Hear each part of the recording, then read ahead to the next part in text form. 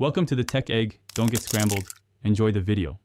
Start by understanding what battery health actually measures and why it matters.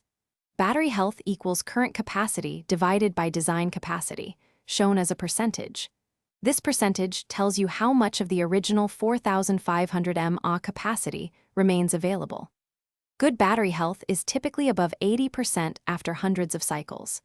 Phone batteries usually reach 300 to 500 full cycles before noticeable decline. Knowing these basics helps you interpret values from settings, dialer codes, or apps, and decide whether replacement or behavior changes are needed. You can access built-in battery info with the Android testing code.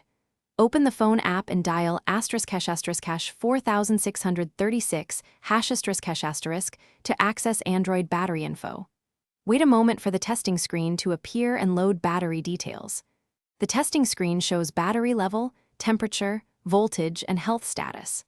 Look for a health line that may say good, moderate, or poor. This quick method gives immediate status without installing anything and works on most Xiaomi devices running standard Android frameworks. For precise capacity measurements, use a trusted app like a Qoo battery from the Play Store.